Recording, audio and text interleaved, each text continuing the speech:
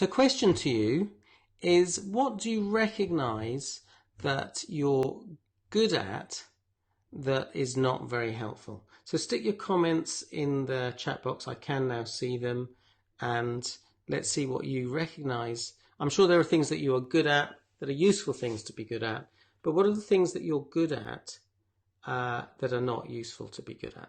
Imagining the worst outcome. And actually, I've created a short video which will give you some food for thought about that, and I'll share a link where you can access that video after the session. I'm good at worrying about any future events and even the day ahead. Okay, so I really can relate to that. I remember when I had ME, chronic fatigue syndrome, I was often in a state of worry and anxiety. I remember staying with a friend, and he was a Buddhist, and I was talking about him about this, and I was saying, I just feel constantly anxious, and I don't even really know what I feel anxious about. And it just felt like there wasn't a light at the end of the tunnel. But the good news is I did learn how to change that, how to stop being a worrier. So let's have a look. Other comments. Internal aggressive defensive dialogues between me and others. Catastrophizing things. I know I spelled that wrong. No, looks good to me. So great. That's just a few examples of what people do. As I say, I will share a video which is going to give you some food for thought about how to deal with that. Okay, so we talked about this idea of conditioning, that our responses can become conditioned so that we actually don't even realize how they're happening. So an example of that is I remember working with someone who suffered from panic attacks. And I talked about this idea that our feelings are a consequence of our thinking. And this person said to me, yeah, but that doesn't make sense to me, because sometimes those feelings of anxiety, of panic, just come from nowhere. And when I explained to her how the brain works and how our responses can become conditioned, she started to understand how it was that she'd literally step outside the house and these feelings would come as if from nowhere. And the good news is we can actually learn to change them.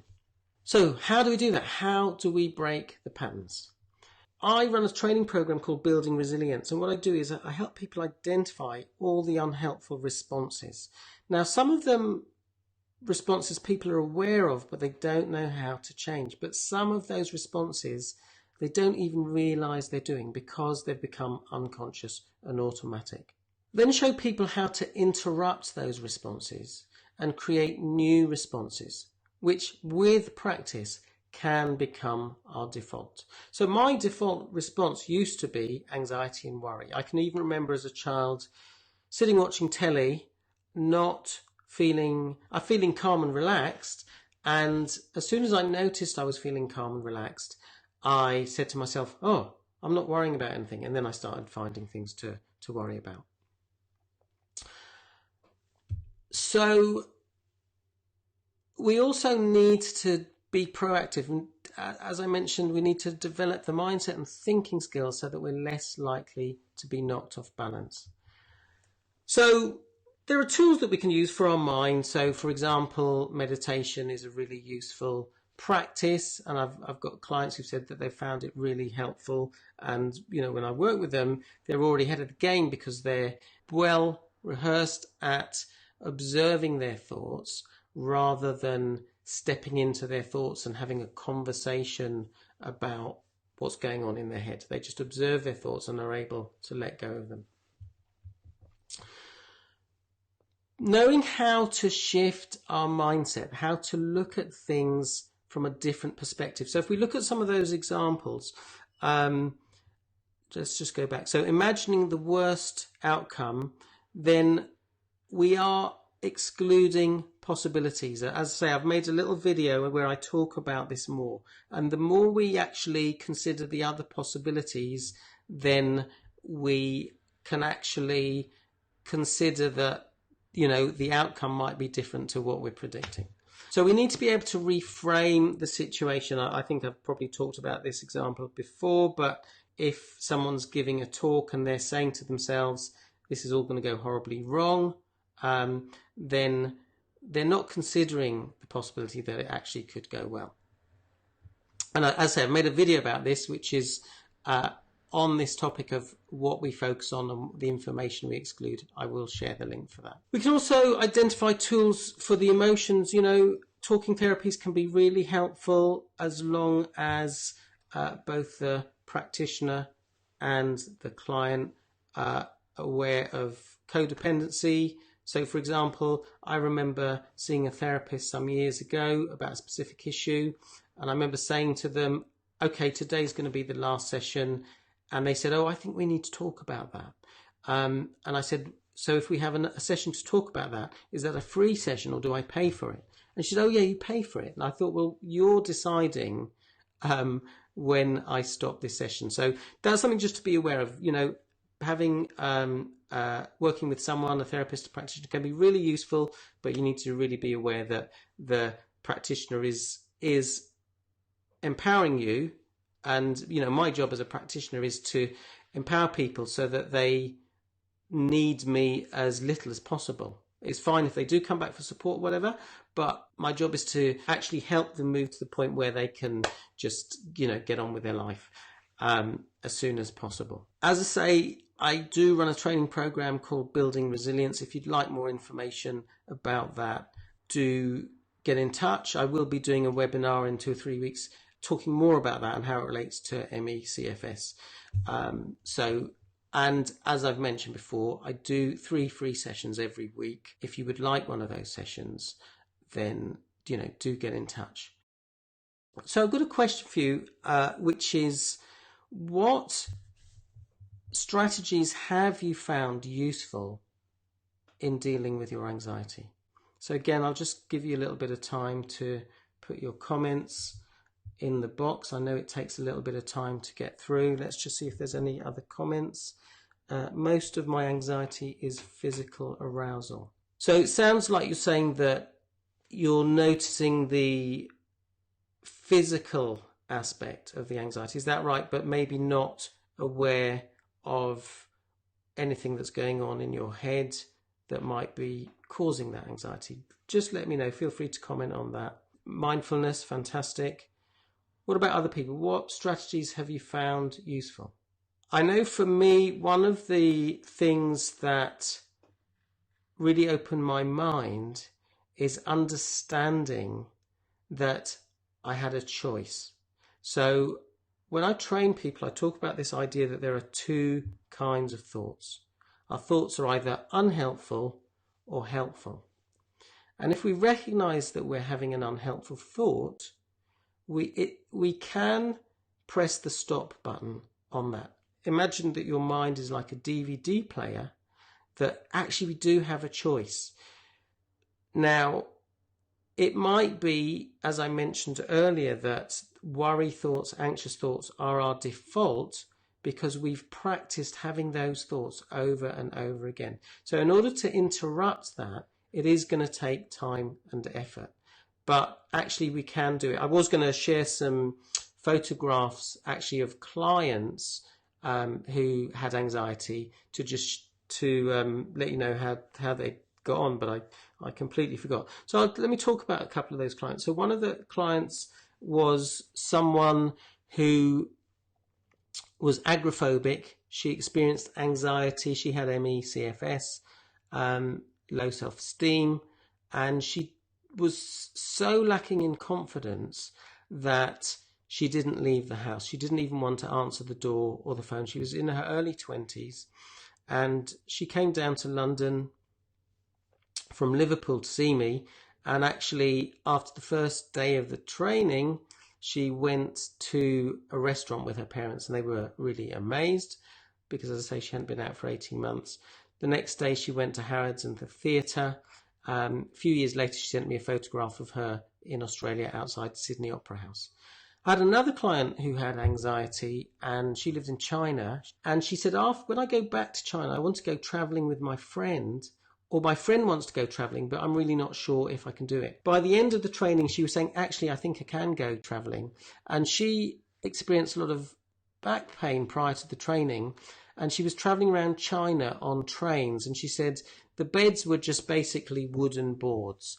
Prior to learning these techniques, I would have been very worried about my back. But actually, just because I'd learned how to deal with my anxiety, actually we went traveling for 10 days, went to the Great Wall of China, and it was absolutely brilliant. So let's just have a look, other comments. So things people have found useful: meditation, visualization, noticing that I am generating anxiety and can change it, excellent. Distraction, pausing very frequently, indeed, all day long to increase awareness of patterns, using a timer. Yeah, I think that's a lovely strategy that I certainly did when I started learning these tools. I'd set my timer to go off regularly, and for instance every half hour, and when it went off, I would just pause. I would just consider, over the last half hour, have I been generating any thoughts that are unhelpful? And if I had, I would look at what they were and look how to reframe those thoughts to consider what other thinking I could be generating instead. What if it's unhelpful but true? That's a brilliant question. Then we need to ask the question, what is important here? Okay, so if you want to give me an example of that, that'd be great, and I can respond to that. But yeah, I would say that if we think, okay, it's unhelpful, but it's true, then we need to think, okay, what is important here? So yeah, do feel free to give me an example of that, and I'll respond to that. Orienting and grounding. Okay, so that's just, I've covered a lot of ground in that time. And as I've done before, if you would like me to end with doing a simple relaxation, we can do that. Let me know. So let me just come back to the screen. Okay, so let's have a look. I have felt completely overwhelmed by life since I was little. Little things seem big and feel almost like I need someone to hold my hand, if that makes sense. Yes, I like the idea of using a timer. That's a good one. And here's the thing. So for example, this job is too stressful. Is that what you meant? So sometimes, if we're in a situation, for example, I remember being in a job that was really stressful. I ended up being the director of a housing trust, and it was really stressful. And if I'd been a bit more creative in my thinking, then I would have quit that job. And I probably needed to go and spend 3 months lying on a beach in Thailand. And actually, with the benefit of hindsight, if I'd done that, I might not have spent 8 years having ME CFS and not working. But I actually didn't have that imagination to do that, or the boldness of thinking, and the result was, I had an ME for CFS for 8 years. If I'd quit that job, then I think, and done something that was less stressful, and done something that I actually loved, because actually I didn't love my job. I moved more into management side of things, whereas actually the job I loved was working with people on a one-to-one basis or in groups, and that's what really interested me. But I got distracted and got seduced by a job with more money, etc. And actually, I remember a friend of mine telling me she went to her doctor suffering from depression, and her doctor gave her some pills, and she left the doctor's surgery, and she had a light bulb moment. She said, actually, I don't need these pills, and she threw them in the bin. She said, I need to quit my job. And she quit her job, and she now works as an animal care professional. So she does dog walking, she visits people's homes, feeds their cats, their birds, their rabbits, or whatever it is. And she has a life that she loves. She's really physically fit. She's lost loads of weight because she does loads of walking, and she absolutely loves her job. She has, several great, nice holidays every year. And so she created a life that worked for her. I didn't do that, and that's why I got sick. So let's just see if there's any more comments. I'm not able to attend my son's first day of school next year and get very sad about that. Okay, so one thing I would say about that is, when is that next year? Is it helpful to be saying that to yourself right now? Or would it be useful to actually think, well, actually, let's see, it is a possibility. Okay, just want to throw that out there as food for thought, because if you decide you can't do something in a year's time or next year, then maybe you're generating lots of worry and stress and sadness, and actually we don't know. We haven't got a crystal ball. We don't know that that's 100% true right, at this point. That's just some food for thought. And I wish I'd not continued with the job. Yeah, I totally get that. Made the same mistake. But at the time I thought, feel the fear and do it anyway. Yeah, in fact, I've got that very book, Feel the Fear, Do It Anyway. And, we do have to discern when is it appropriate to do that, to push ourselves or challenge ourselves, and when do we need to actually say, well, actually, this isn't really serving me. And that is a balance that we have to strike. My friend decided that no, she didn't want that stress in her life. I've got another friend who was offered a job as the director of, I think it's National Children's Home, NCH. And she said, well, actually, no, I don't want that job.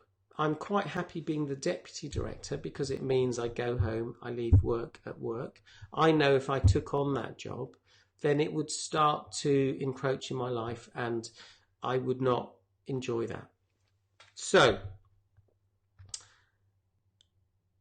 yeah, okay. So how do you feel about the idea of doing a little visualization, relaxation session? Let me know in the comments, and maybe I'll just call up a little different technique. Yeah, so one of the comments, Feel the Fear book was harmful to me as I thought I must push. And here's the thing with that. If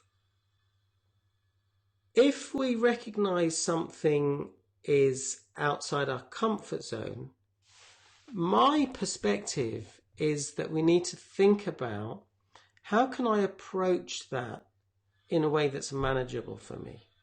So I've got a friend who is really, really competent in her job, but she lacks self-confidence. She's an accountant. Everyone goes to her for help. She's all, when she starts a new job, I remember her going in working weekends just so she could get a handle on the job and feel more confident about what she was doing. And people go to her. She's the go-to person. People always ask her for help because she knows what she's doing. But she doesn't. She lacks self-confidence. She has got the ability, but not the confidence. Whereas some people don't have the ability, but they have the confidence.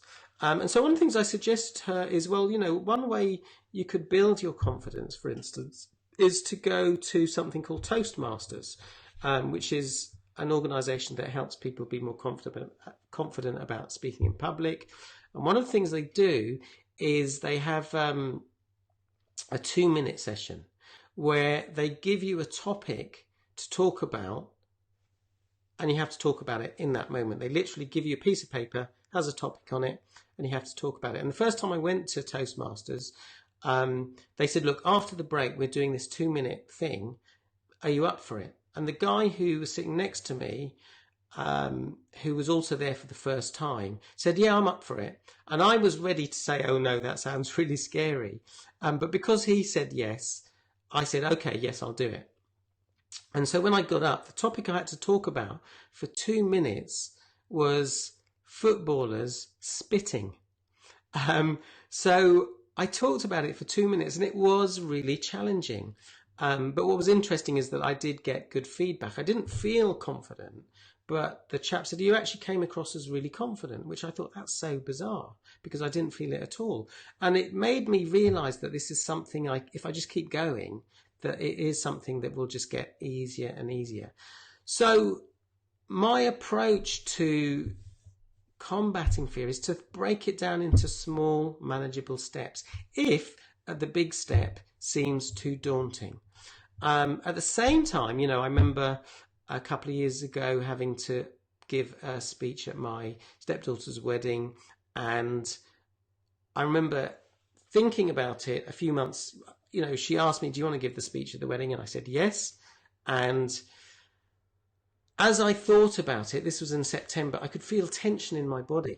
I'm used to standing up and delivering training. I feel really comfortable doing that, whether it's individual or in groups. But giving a speech in front of lots of people, that's slightly out my comfort zone. And so every time I thought about it, I would generate some anxiety. And I knew that I had to apply the tools that I'd learned. I had to apply the concepts that I'll share in this video that I've mentioned. I had to keep doing that. And by doing that, and obviously practicing the speech, doing it in front of a couple of people and getting feedback, and I got positive feedback, and reframing the way I thought about it, instead of thinking, oh, this is going to go horribly wrong, I'm going to look stupid, I'm going to be embarrassed, I kept saying to myself, well, it might go right. I might do a great job. They might enjoy it. I did remind myself that they would be fairly drunk at this point. And as a result, when I actually stood up to give the talk, I felt 95% my normal confident self. And I was really pleased with the way the speech went. So,